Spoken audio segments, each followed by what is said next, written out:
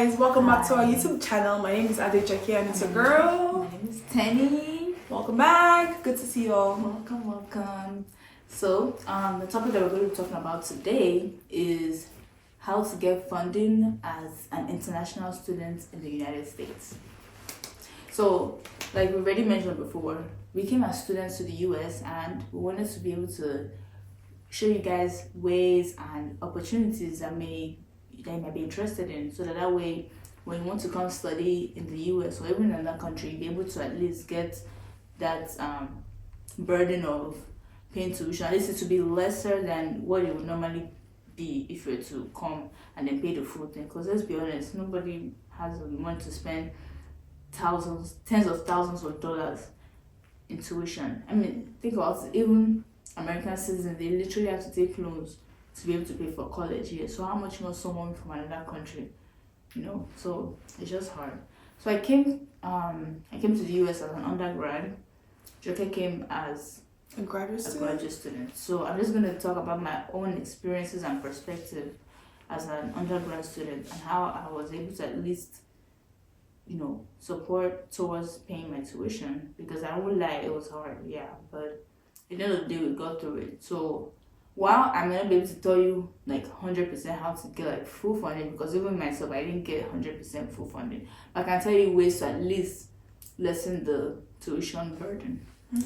So the first thing to know is, for most undergrad students, most US schools, they don't actually offer full coverage for their tuition. Because think about it, if you're in a school, you want to also make profits. You can't just like allow people to get your business for free. So the thing is, US colleges, they open their their doors to international students because they actually want the money that comes, the revenue that comes from having international students. So that's why a lot of schools now, they are championing for international students, because they have seen how much revenue they would get from these students, and in a way it's lucrative for both them and for the country. Like the United States economy would actually get also a boost when that money is being put into their system. So that's just one thing to know. Now, would I say it's impossible? No, but it's just very hard to get 100% tuition scholarships. So for me, when I was applying to school here in the US, I had to take an exam. It's called TOEFL. It's test of English as a foreign language, and based on my TOEFL scores, I was able to actually get a scholarship on admission from my alma mater, which was the University of Lynchburg.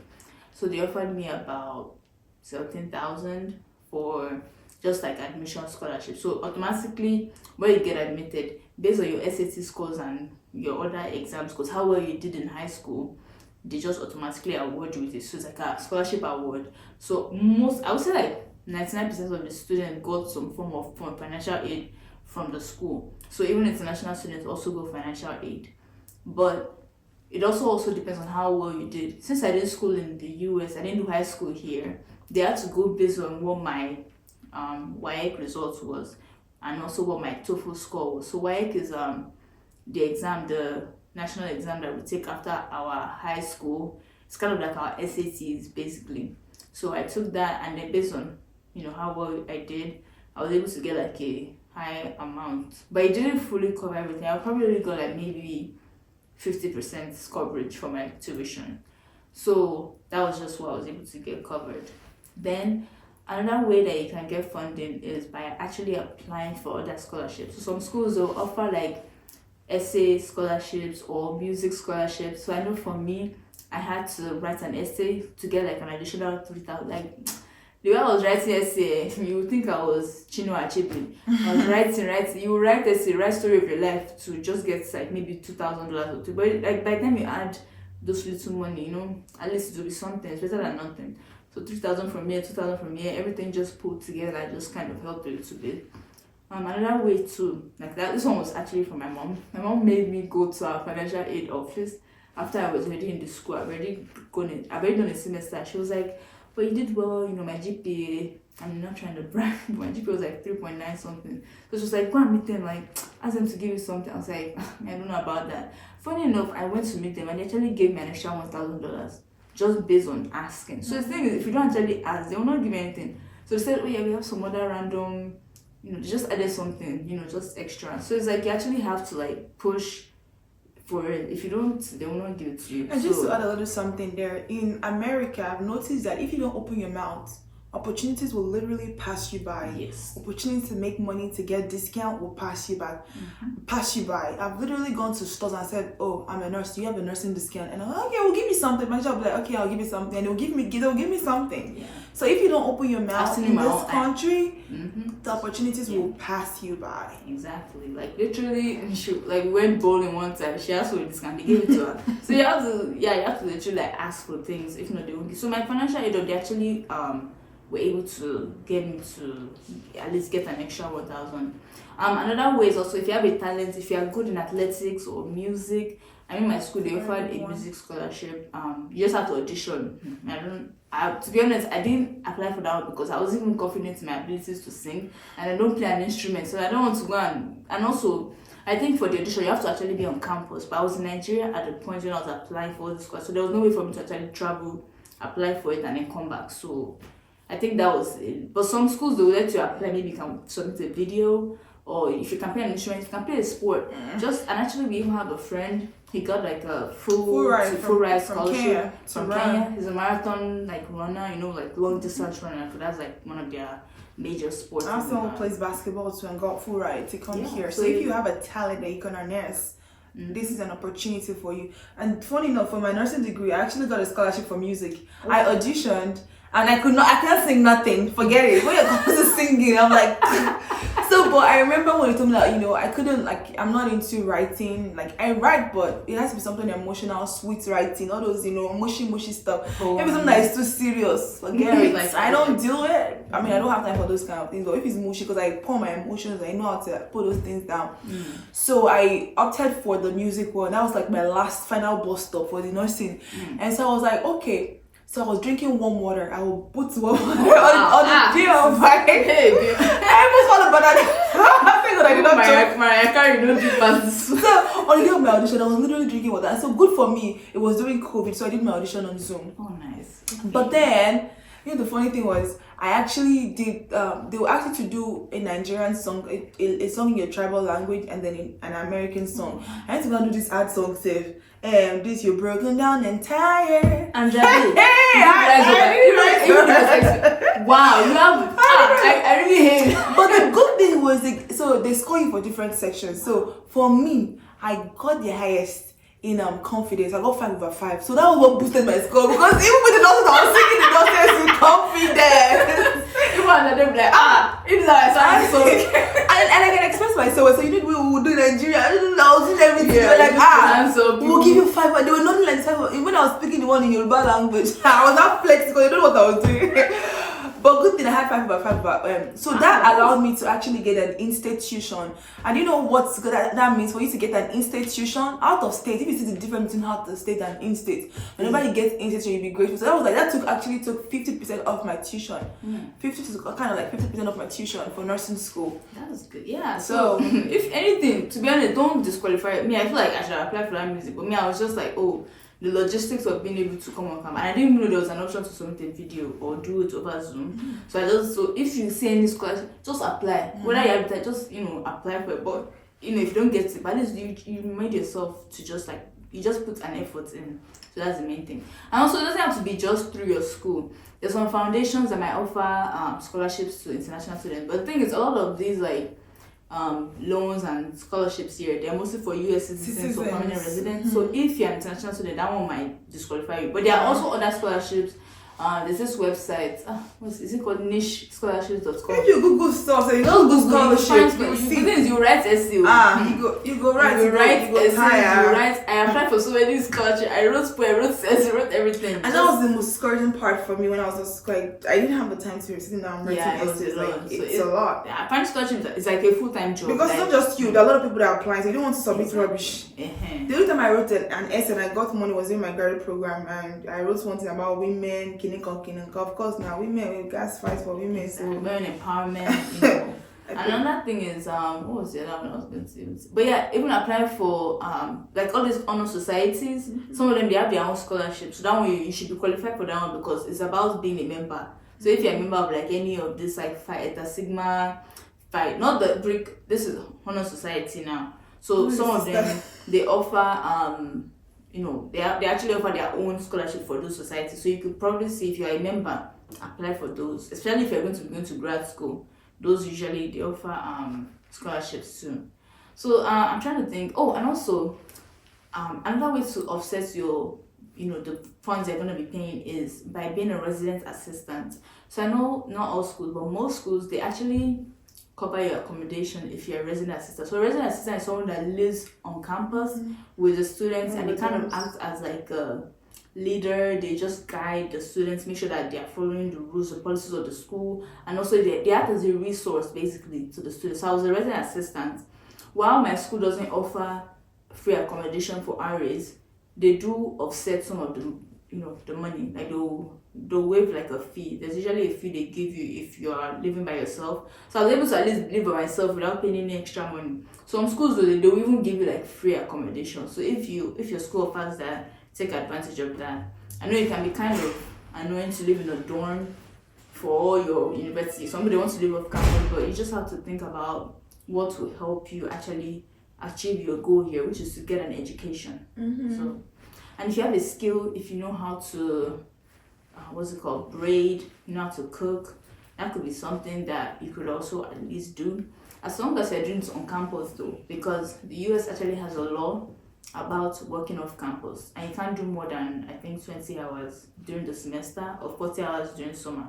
That might be for undergrad. I don't know if it's different for grad students, but if you're on campus and you're doing what you're doing and you're reporting it as an income to the, we're not saying you should do tax evasion. We're just saying if you have a skill and it will help you bring in money, I don't see why you shouldn't be able to do it. Yeah, use that information the way you want to. But basically, you can, if you have hands-on thing skills, you can use it. If you know how to sew, like basically, before you leave your country, having like a form of like vocational skill is very helpful. If you know how to fix up, if you're handy, if you can make hair, if you can sew clothes, something like that could also, even not just on campus, but even in future. Even if it doesn't earn you money, at least you won't go pay for a hair when you can make it yourself. Like I used to make my hair myself when I started grad school, and I know how to sew too, so I fixed my dress. I'm not gonna go pay in the store to pay someone to fix it, because that's a lot of money here too.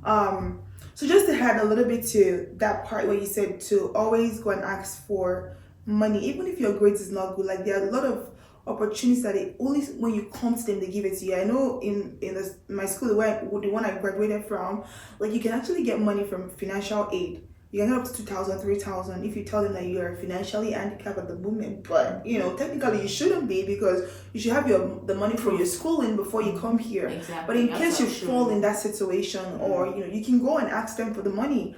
And most times for undergraduate, it's very hard for you to get a scholarship before coming here. I mean, you can get those, the one based on your results score, but those essays, blah, blah, blah, it's until you get here. So the undergraduate journey is kind of like, like this. It's not really like straightforward like you would see with graduate, which I'm going to talk about in a little bit. Yes. If not now. Yeah. And lastly, I know for financial hardship, like she said, if you're actually struggling after you've come to the country to pay like let's say something happened in your home country, the US government will allow you to work off campus with your CPT, I believe. They'll let you use your CPT to work off campus if you can prove extreme financial hardship. So that's but I didn't do that because I was like, I didn't want anything that would jeopardize. So it's just something to think about. But I'm not saying you should do it because you're trying to, but it's only when you've actually come here. They won't let you to do it before you arrive. So if you're in this country and you're struggling right now, you can actually find this video. You can apply to something like work that. off campus with CPT, and you also have like a work authorization. But that's something else to think about. So hopefully, at least for my part, I hope this helps you in your journey. I mean, it's not like 100%, but it's something to at least get you started. Yeah, so I shared some of the things, she mentioned, obviously, because I went through the graduate and the undergraduate route to get to where I am today, because I'm a master's degree holder in public health. I'm also a nurse, a critical care certified nurse at that. Woo! So, yes, honey. Not to brag, but yeah, sometimes you get to share the success story so someone out there know that they can do anything. So the graduate route is a little bit different, which is but most of the time, people are able to get 100% funding. And just to let you know before I get started, if you have a BSN in Nigeria, you can actually not BSN, if you have a bachelor's degree in general in Nigeria, you can apply for a master's or a PhD. So you don't have to have a master's before you apply for a PhD in this country. That is something that a lot of people don't know. A lot of people will argue like with you. Yeah, they think you have to have a master's, but no, you don't have straight to. From undergrad. And most of the times, if you're actually applying for a PhD, it means you'll be doing a research. It's usually funded most times, like 80% of the time, and that's because you're working with an advisor, with somebody you're going to be doing a research study with. So they usually have money, like to conduct a study, and they can sponsor you via that. So most time PhD students usually get funding, like 80% of the time they usually will get funding, because the advisor of the school rather not give you rather not give you an admission if they can offer you funding than to come here and work with a PI or an advisor you cannot afford to pay tuition and you're working on a research. They don't want to throw you out of the research, Yeah, when you already started, yeah, it's like that's not. So that being said, just to throw that out there, PhD is a very good route if you like academics a lot. If you're a kind of person that I like to study, I like to do research, PhD is a very good one, a good route to go if you want to get like full funding for sure. Okay, so I'm going to share about master. So first of all, during my time, you have to take the GRE exam, you have to take the TOEFL. I think you still have to take the TOEFL, but now GRE is something that is now school based. Like not all schools will require GRE now, just because of COVID and life happened. So COVID kind of changed that for most schools, which I think is good, but it's not really good, because GRE was more like a yardstick to help evaluate students that were better than others. Technically in quote, but that exam is something else on its own. But it was just to see your readiness for grad school. And most people who pass the GRE usually get funding if they ask. So for me, I'll share a little bit of how you can get funding. You can actually get a graduate assistantship. And that means that you'll be working as either a research assistant or a teaching assistant. So if you're working with a research assistant, you're working as a research person with the department or with the professor, and then they pay for you. So most time, if you get that, they would give you, they'll cover your tuition. So they'll cover your tuition 100%, but that's not 100% because you'll be paying for program fee, and program fee is not a lot of money, like 2,000, and then they'll be giving you a monthly stipend. So with your monthly stipend, you can set up a payment plan and be paying the program fee every month. They'll be deducting it. You still be getting money back. Like for me, that's what I did during my time. I was getting monthly stipend and my tuition was 100% covered. So during my graduate school, I didn't pay nothing to go to school. I came here on a full funding. If you want more information about how to, I'm not saying I'm going to hold you in the hand and tell you do this, but if you want more information on how to do that, you can comment here and I'll give you some of the responses of how I did it. But for sure, as a graduate student, you can get a graduate assistant in form of a research assistant or a tuition assistant. There's also something they call a tuition waiver for graduate students. That one you might do it in exchange for a service. So you can either be someone that works in the department and help them with technical stuff, or you help them with teaching. You could also be a teaching assistant and they will cover your tuition. It's called a tuition waiver. So that way you won't pay for tuition, but you won't get monthly stipend, which is something. If somebody's paying your whole tuition, which is in thousands of dollars, you cannot even afford it. That is something really big.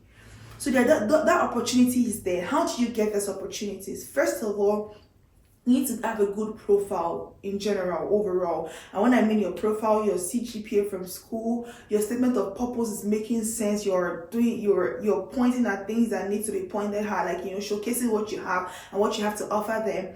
And also the exams you take, like the GRE, the TOEFL, like I mentioned, your letter of recommendation to get from solid people. Some of you don't have a relationship with your lecturers and you tell them to write SOP for, what would they write? They write something very generic compared to someone that was working hard in school, has a relationship with the professor. Imagine what the professor will write for that student compared to you that you don't even have any relationship with them. So that's something to take note of. If you have a good relationship with somebody in Nigeria, like a professor, and you need a letter of recommendation, let them write a letter for you, because it will make more sense. They'll be writing something genuine and something good. And that's if you are a good student though. For some of you, you'll be fighting with your professor, you will not go to class, you'll be saying you have a relationship. No, that's not the relationship I'm talking about. I'm talking about the genuine, organic one. So that being said, it would really help you in the application process.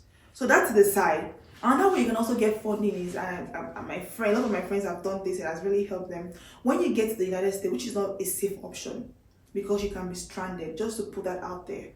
It can work for you 100%, but you can be stranded too.